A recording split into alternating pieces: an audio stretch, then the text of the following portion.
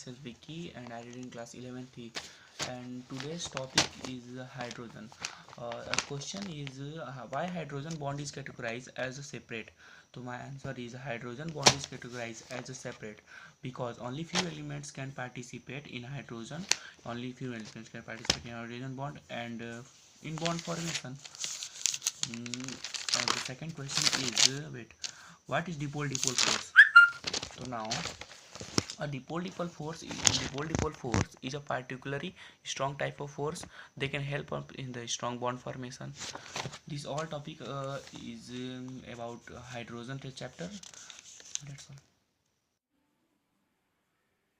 Good morning to all of you. My name is Shruti Tiwari. I am an 11th grader, a biology student.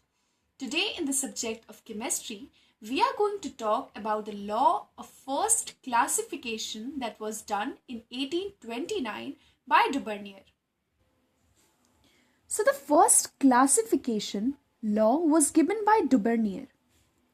That was called Duvernier law of traits.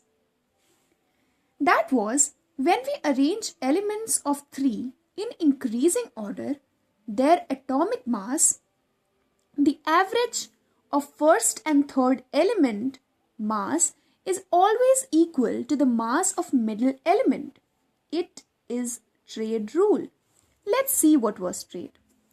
There were 3 sets of elements in which the atomic mass of the first and the third element, when was averaged, we got the atomic mass of the middle element. And this law was called the trade rule. There were only 3 traits in Duvernier law of traits, Duvernier law of classification. That was lithium, sodium, potassium. Let's see how it works. When we average the atomic mass of lithium and sodium, we get the atomic mass, potassium, we get the atomic mass of sodium. Let's see, the atomic mass of lithium is 7. The atomic mass of potassium is 39. We come across 46, that is 23. And so is the atomic mass of sodium. Hence, the trade rule for lithium, sodium and potassium works. Chlorine, bromine and iodine, Ca, Cr and Ba also work. Good morning sir. My name is Golan sir from class 11th E. मैं आज shielding effect के बारे में बताऊंगा. Shielding effect the force of repulsion exert on valence electron and core electron. अगर ये item है, ये वैलेंस इलेक्ट्रॉन है, आउटर मोस्ट सेल जिसको कहते हैं वैलेंस सेल, और ये कोर सेल है, ये इसको हम इनर सेल कहते हैं, इनर मोस्ट सेल. और ये न्यूक्लियस है आइटम का. न्यूक्लियस आउटर मोस्ट इलेक्ट्रॉन को अपनी तरफ अट्रैक्ट करता है और इनर मोस्ट इलेक्ट्रॉन को अपनी तरफ अट्रैक्ट करता है. बट ये इस इनर मोस्ट इलेक्ट्रॉन का चार्ज माइनस है और आउटर मोस्ट इलेक्ट्रॉन का भी चार्ज माइनस है. तो इन दोनों का चार्ज सेम है, तो ये दोनों आपस में रिपल्सन फोर्स लगाते हैं, दोनों आपस में रिपल होते हैं. तो जो इनर मोस्ट सेल होता है, जो कि न्यूक्लियस के काफ़ी करीब होता है, तो इसके पास फोर्स ऑफ अट्रैक्शन ज़्यादा होता है न्यूक्लियस के अपेक्षा, आउटर मोस्ट सेल के अपेक्षा.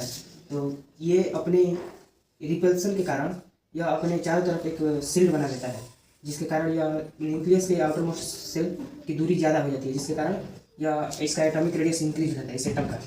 जब यह इनर मोस्ट सेल अपने चारों तरफ एक लेयर बना देता है, जिसको हम स्क्रीन कहते हैं या शील्ड कहते हैं, यह इस बैलेंस सेल को थोड़ा दूर रिपल हो जाता है. तो ये तो कुछ दूरी पर आ जाता है, अपना एक नया ऑर्बिटल बना देता है, जिससे कारण एटम का एटॉमिक रेडियस इंक्रीज होता है और इसी एटम का आयनाइजेशन एनर्जी डिक्रीज होता है, जो कि आसानी से इलेक्ट्रॉन या लूज कर सकता है.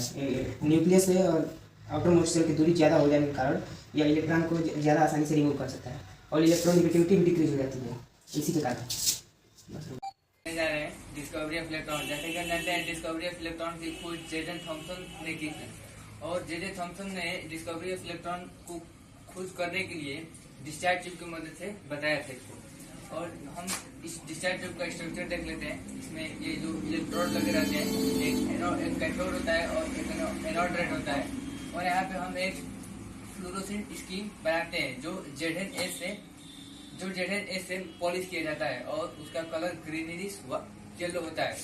और यहाँ पे हम एक वैक्यूम पंप लेते हैं जो प्रेशर को कंट्रोल करने के लिए यूज होता है। और उसके बाद हम इस पूरे ट्यूब को एक हाई वोल्टेज से जोड़ते हैं जो कि लगभग हमारा 10,000 वोल्ट का होता है। और इसका जो ये जो वैक्यूम पंप होता है इसमें जो प्रेशर होता है उसको लगभग 10⁻³ mHg पर रखा जाता है। अब हम इसके प्रॉपर्टी के बारे में डिस्कस कर लेते हैं। दे आर निगेटिव चार्ज, मतलब ये जो रेज निकलती है इनका चार्ज निगेटिव होता है। They travel in straight line, और ये जो इनके जो ट्रेवल करते हैं वो एक स्ट्रेट लाइन में होते हैं। इनका मतलब इसको हमने प्रूव इस तरीके से किया जैसे कि हमने उस रेज के बीच में एक ऑब्जेक्टिव ऑब्जेक्ट रख दिया जिससे वो एक शैडो क्रिएट कर रहे थे। इससे हमें ये पता चला कि वो एक स्ट्रेट लाइन में ट्रेवल कर रही है। तो दे पास काइनेटिक एनर्जी, दे पोसेस काइनेटिक एनर्जी, इसका मतलब ये कि मतलब उन रेज में कुछ ना कुछ एनर्जी थी। इसको हमने ऐसे पता किया कि मतलब उनके बीच में एक पैडल व्हील रखा वो जो रेज थी उन पैडल व्हील को थोड़ा थोड़ा चला रहे थे, जिससे हमें ये पता चला कि उसमें कुछ ना कुछ एनर्जी तो है। And they are made up of small particles, और वो एक छोटे छोटे पार्टिकल्स से मिलकर बने थे। And they are deflected towards positive planes in electric field, और जब हमने इनके ऊपर और नीचे एक पॉजिटिव और एक निगेटिव प्लेट रखा और तो हमने देखा कि वो जो रेज थी वो पॉजिटिव प्लेट्स की तरफ डिफ्लेक्ट हो रही थी। इससे हमें ये पता चला कि मतलब जो चार्ज है वो निगेटिव है। और हमारा अगला प्रॉपर्टी है they are deflected in magnetic field, मतलब कि वो मैग्नेटिक फील्ड की तरफ डिफ्लेक्ट होती है।